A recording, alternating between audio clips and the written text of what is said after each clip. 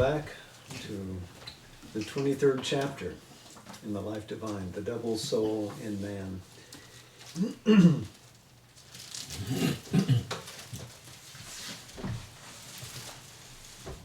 Let's pick up with the last sentence from the last section that we had.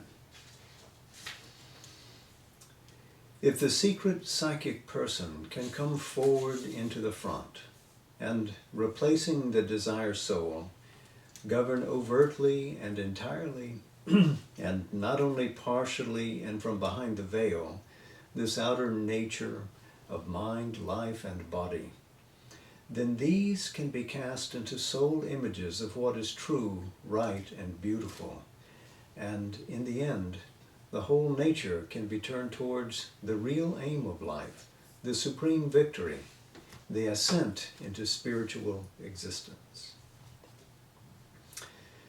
But it might seem then that by bringing this psychic entity, this true soul in us, into the front, and giving it there the lead and rule, we shall gain all the fulfillment of our natural being that we can seek for, and open also the gates of the kingdom of the Spirit. So wouldn't this be enough? Wouldn't this be sufficient? No. And it might well be reasoned that there is no need for any intervention of a superior truth consciousness or principle of supermind to help us to attain to the divine status or the divine perfection. Yet, although the psychic transformation is one necessary condition of the total transformation of our existence, it is not all that is needed for the largest spiritual change. Now, this entire section, like the one before it, has been rewritten and largely recast. So Sri Aurobindo has updated the Life Divine to meet how he viewed this integral effort in 1939, 40, etc. And we have met here for the first time the term psychic transformation. So what he's described before would be what happens when the inner soul in us comes forward and assumes sovereignty in the nature, displaces, in a sense, the ego sense, and puts its charge upon mind, life, and body. Wouldn't that be enough? Is it the true solvent to the spiritual question posed in the universe? So, he writes, again, let us read, "Yet, although the psychic transformation is one necessary condition of the total transformation of our existence, it is not all that is needed for the largest spiritual change. In the first place, since this is the individual soul and nature, it can open to the hidden diviner ranges of our being and receive and reflect their light and power and experience. But another, a spiritual transformation from above, is needed for us to possess our self in its universality and transcendence." So when we disclose this inner soul within ourselves, this subliminal soul, the desire soul on the surface, the subliminal soul, our real psychic nature behind, can, as he says here, receive and reflect the higher divine ranges of being in itself. Receive and reflect. So that doesn't imply, if it's simply a reflecting power, that it has the native light.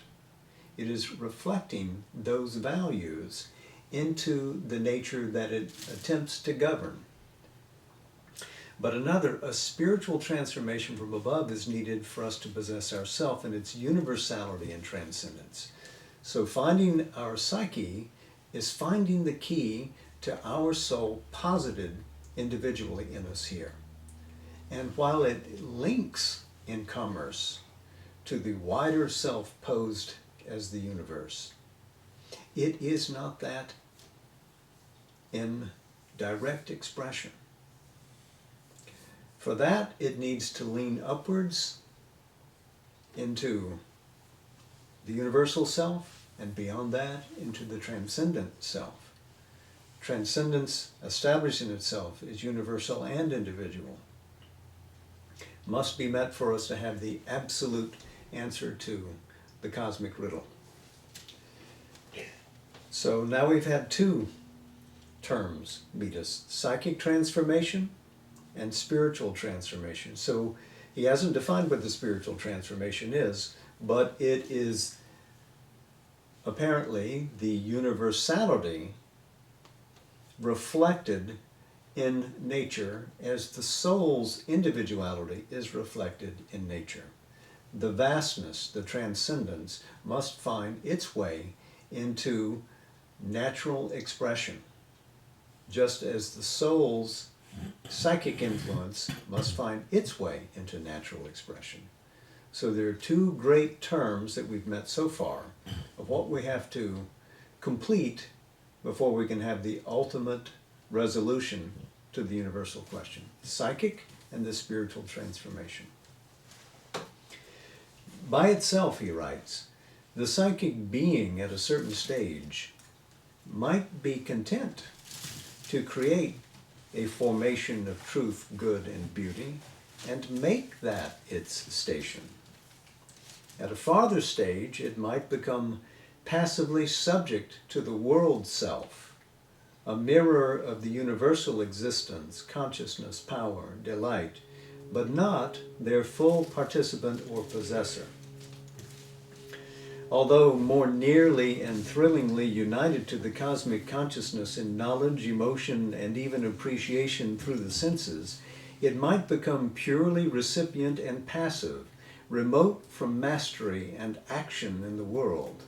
Or, one with the static self behind the cosmos, but separate inwardly from the world movement, losing its individuality in its source, it might return to that source and have neither the will nor the power any further for that which was its ultimate mission here, to lead the nature also towards its divine realization.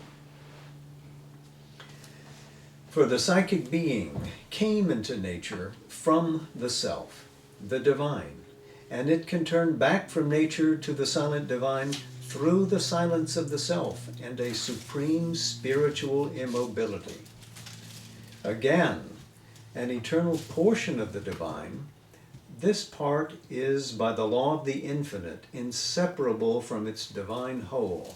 This part is indeed itself that whole, except in its frontal appearance, its frontal separative self-experience.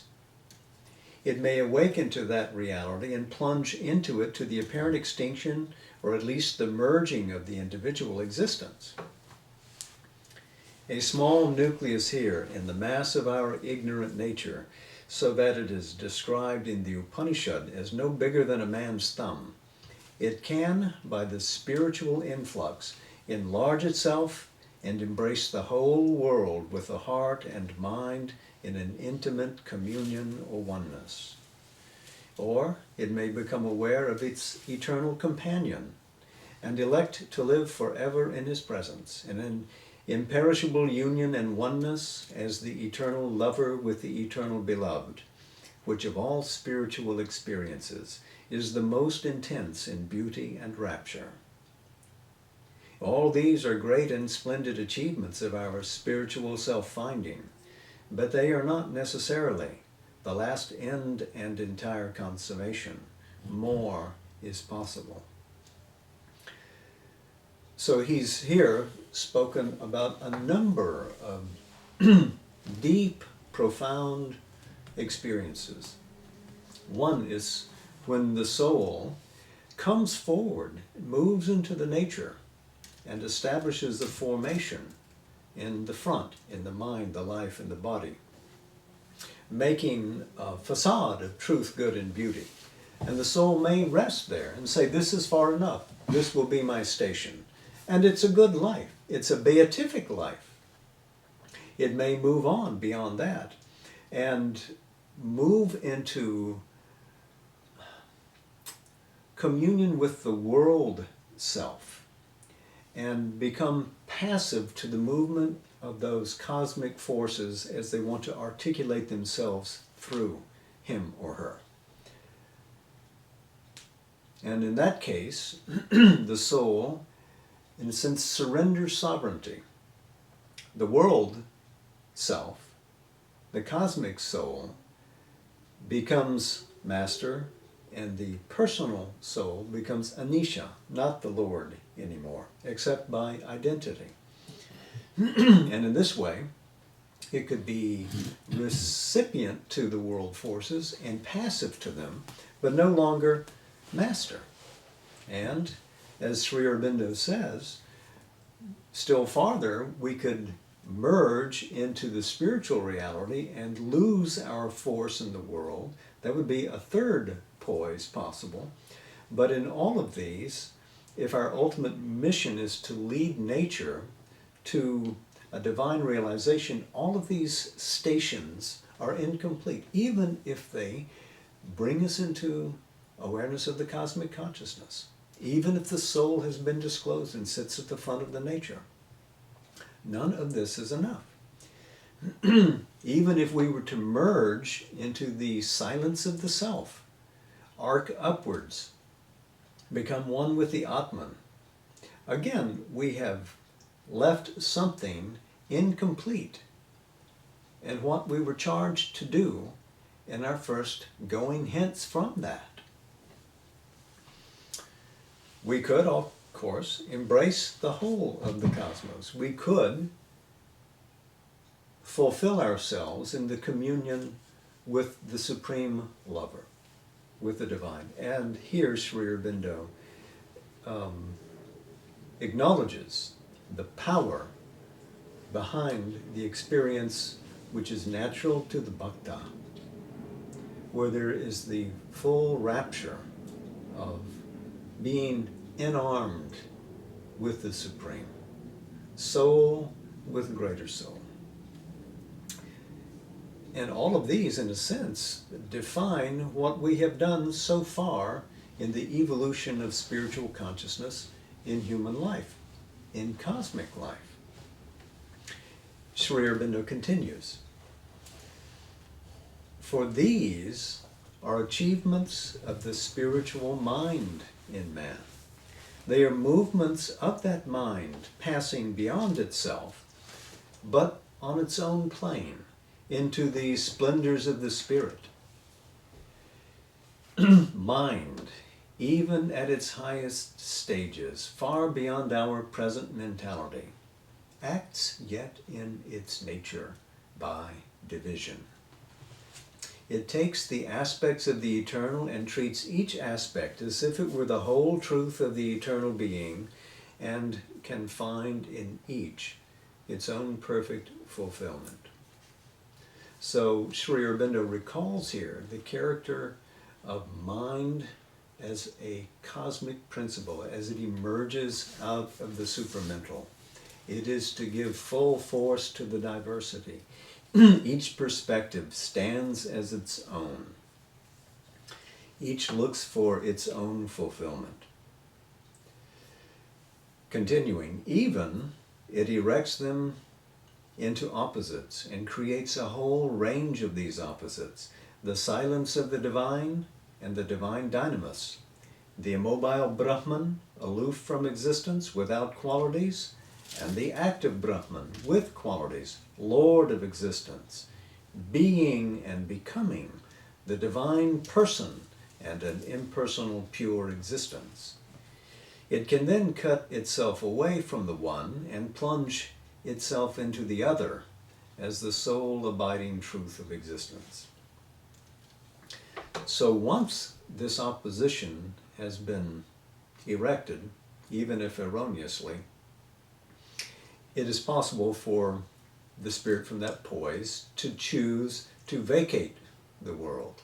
I will become Brahman, immaculate and impersonal. I will withdraw from the world and its activities into the silence of the divine.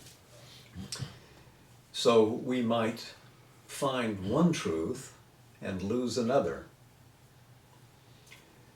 To continue, it can regard the person as the sole reality, or the impersonal as alone true. It can regard the lover as only a means of expression of eternal love, or love as only the self-expression of the lover. It can see beings as only personal powers of an impersonal existence, or impersonal existence as only a state of the one being, the infinite person. Its spiritual achievement, its road of passage towards the supreme aim, will follow these dividing lines. So these are the exclusive preferences natural to the mind. They have a truth in them, but it is not an inclusive truth. It is an exclusive preference. So he continues, but beyond this movement of spiritual mind is the higher experience of the supermind truth consciousness. There, these opposites disappear, and these partialities are relinquished in the rich totality of a supreme and integral realization of eternal being. So Sri Aurobindo correctly points out that in the integral experience of the supramental, we get back to the core of being, back to Sat, the foundation of all. We obtain there a totalizing consciousness. The supramental does not divide to appreciate. It swallows whole all the experience of the infinite and a consciousness of sublime richness and wealth. It is this, Sri Aurobindo says, that is the aim we have conceived, the consummation of our existence here by an ascent to the supramental truth consciousness and its descent into our nature. So two things are implied. The psyche working through the illuminated nature, working through the spiritual transformation where it becomes one with the universe and arcs upward towards the transcendence, must complete that ascent and gain access to and make home to itself this supramental consciousness, and then descend with that totalizing consciousness back into nature. So now, he writes, the psychic transformation, after rising into the spiritual change, has then to be completed, integralized, exceeded, and uplifted by a supramental transformation which lifts it to the summit of the ascending endeavor. Psychic transformation, spiritual transformation, supramental transformation. So typically this would be the order of our advance. First, the disclosure of our hidden soul from behind. Then our communion with the universal and transcendent. And finally, to get back home to that supramental consciousness from which we came, and there find the totalizing power to complete the integral equation.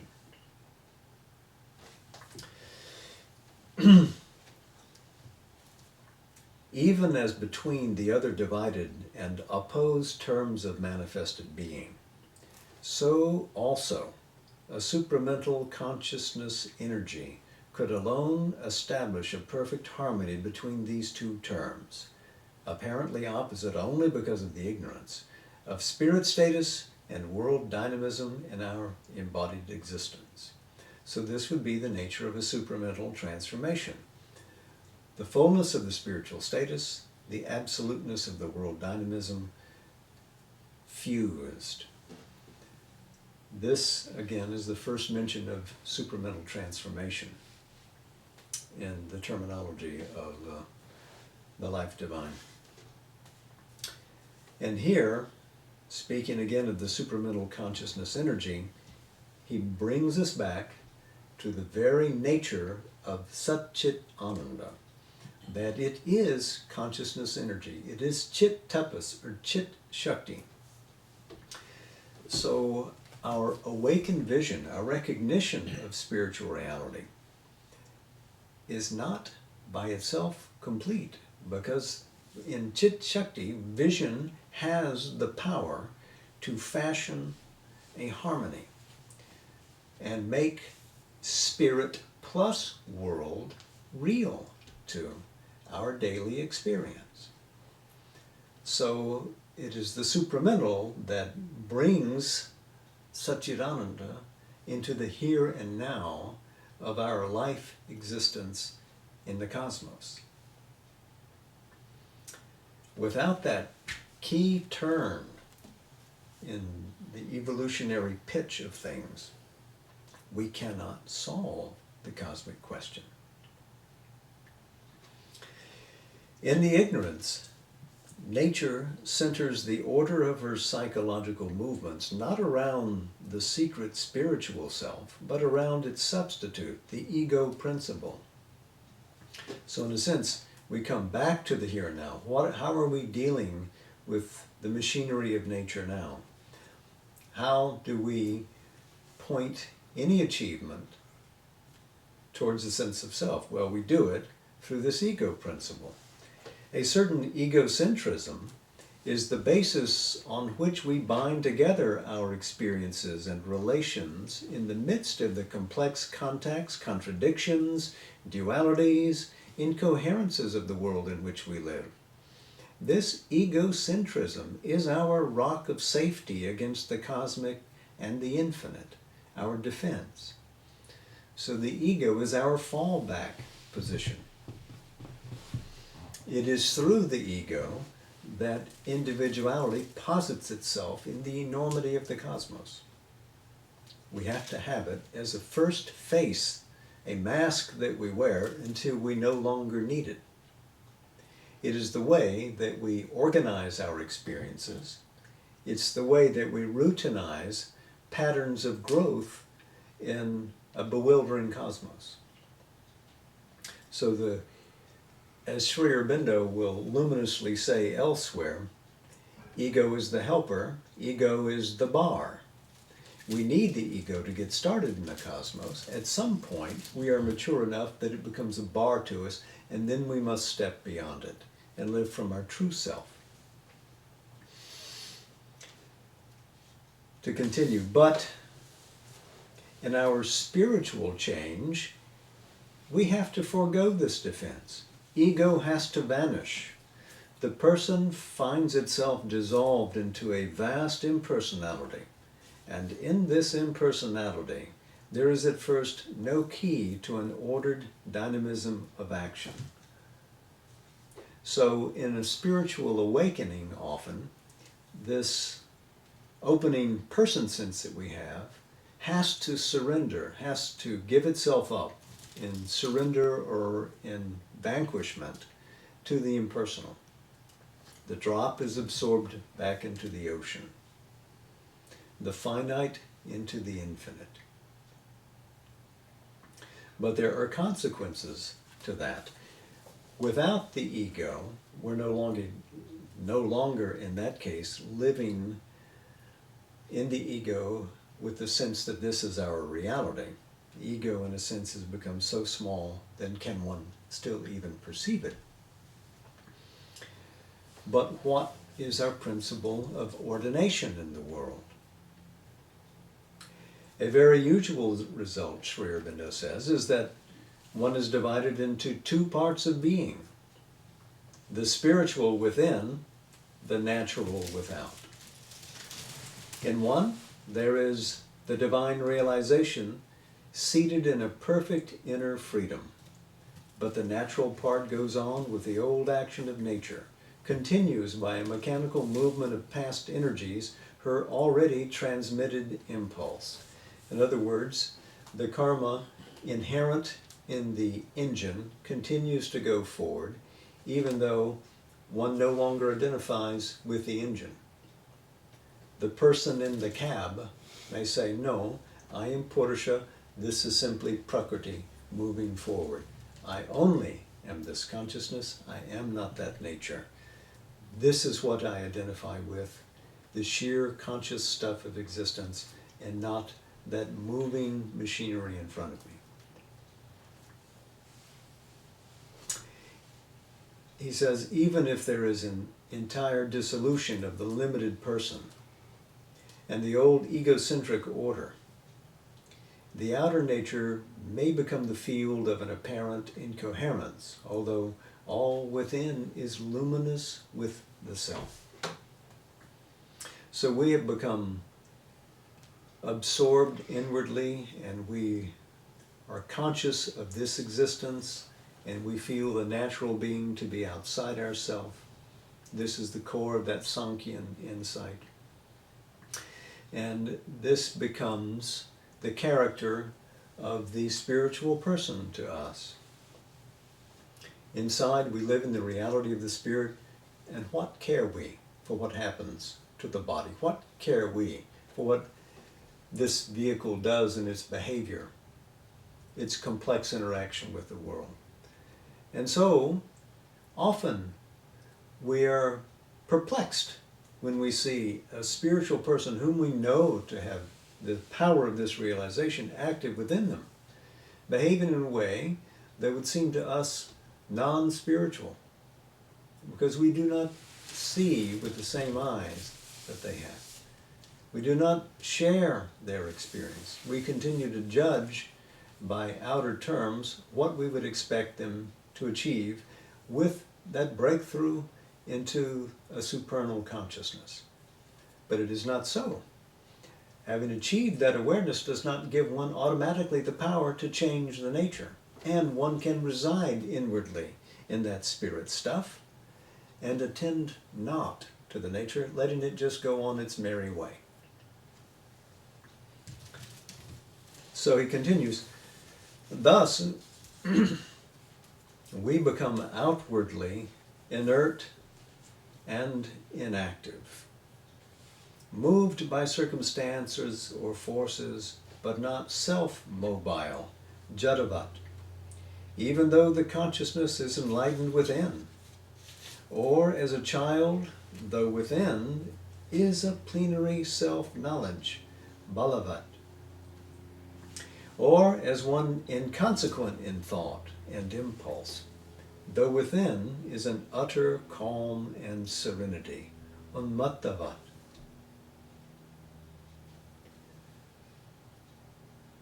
Or as the wild and disordered soul, though inwardly there is the purity and poise of the spirit, pishachavat. And in great beings, notably in Sri Ramakrishna, we have seen all these states cycling through, expressing themselves in the nature. None of them, none of the natural behaviors expressing perfectly the calm, the strong, the rhapsodic spirit within. Nature, incomplete in its cohesion with the spiritual achievement, behaves as it used to, behaves as it wills, behaves as dictated to by the impulses of the cosmos.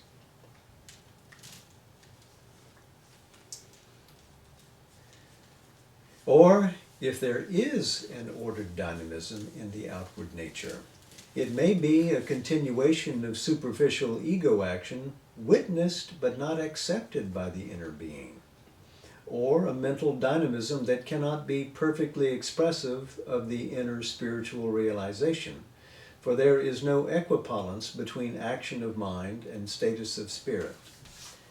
Equipollence, by the way, just means equal in power. So what coordination there may be in the outer nature could be simply of the ordinary type, and the spirit resident within may not identify with it, claim any ownership of it, have nothing to do with it. Even at the best, where there is an intuitive guidance of light from within, the nature of its expression in dynamism of action must be marked with the imperfections of mind, life, and body. A king with incapable ministers, a knowledge expressed in the values of the ignorance. In other words, the spiritual power present in these realizations is insufficient to fully change into obedient ministers, into extensions of its own being, the active nature of mind, life, and body. It cannot be done. Only the descent of the supermind, with its perfect unity of truth knowledge and truth will, can establish in the outer, as in the inner existence, the harmony of the spirit. For it alone can turn the values of the ignorance entirely into the values of the knowledge.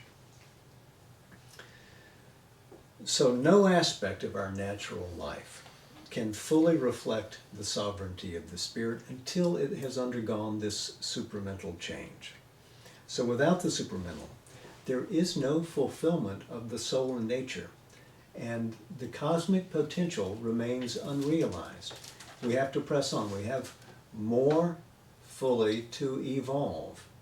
We have to find the soul, live in the spiritual, transform our nature with both the presence of the soul and the power of the universal spirit, to set the stage for the ascent into supermind, its consequent descent, and the ultimate transformation of our nature. So there's a great deal of work involved in answering this cosmic riddle. It is not the simple insight which does it. The insight itself is wonderful and liberating. It will unchain you from all the past. You no longer belong to the ignorance, but working this out in detail, fulfilling this concretely, is the work of life after life after life.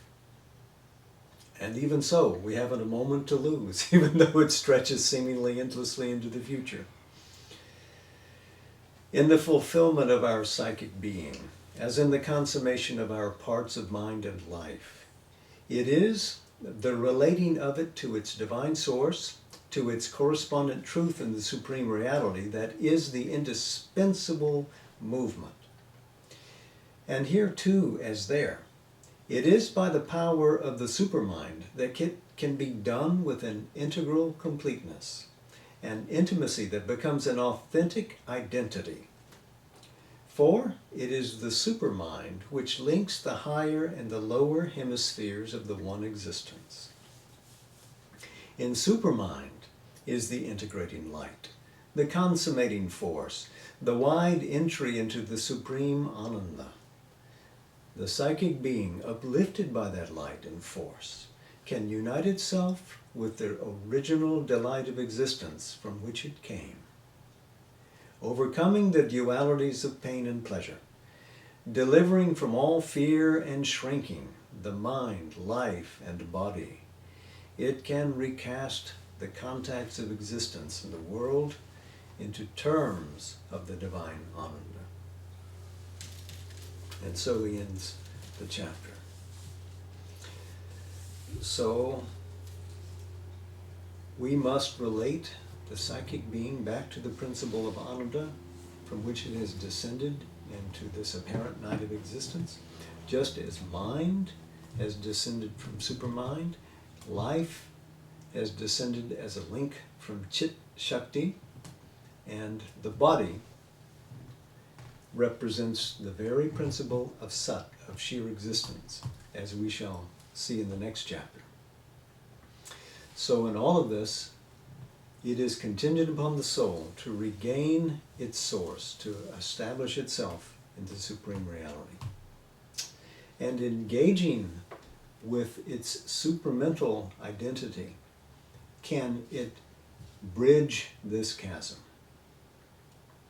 The ascending soul, through the supermind, acts from the sheer unity of the experience of Ananda to heal the divide, to close the gulf. It is the supramental that reunites the psyche to its originating Ananda. And then the transformation moves forward. Interesting that he closes with a reference in this deliverance from all fear and shrinking, which is, again, one of the opening citations drawn from the Katha Upanishad, referring to the eater of honey, who shrinks not. That is the nature of our soul. Here to taste the sap, the rasa, in all experiences, to find honey in all experiences. But ultimately, you can only do that when it has brought all things together, when it has become the fulcrum through which heaven and earth reunite. The supermind reunites with the soul to bring Satchit Ananda into the experience of mind, life, and matter. So next week, we continue in this discovery of the great chain of being when we get to the 24th chapter on matter. I thought we could read tonight from Savitri in the Book of Beginnings, Book 1, as he closes the third canto, the Yoga of the Soul's Release. Thus came his soul's release from ignorance, his mind and body's first spiritual change. A wide God knowledge poured down from above, a new world knowledge broadened from within. His daily thoughts looked up to the true and one. His commonest doings welled from an inner light. Awakened to the lines that nature hides, attuned to her movements that exceed our ken, he grew one with the covert universe. His grasp surprised her mightiest energies' springs. He spoke with the unknown guardians of the worlds. Forms he descried, our mortal eyes see not. His wide eyes bodied viewless entities. He saw the cosmic forces at their work and felt the occult impulse behind man's will. Time's secrets were to him an oft-read book. The records of the future and the past outlined their excerpts on the etheric page. One and harmonious by the Maker's skill, the human in him paced with the divine. His acts betrayed not the interior flame. This forged the greatness of his front to earth. A genius heightened in his body's cells that knew the meaning of his fate-hedged works, akin to the march of unaccomplished powers, beyond life's arc in spirit's immensities. Apart he lived in his mind's solitude, a demigod shaping the lives of men. One soul's ambition lifted up the race.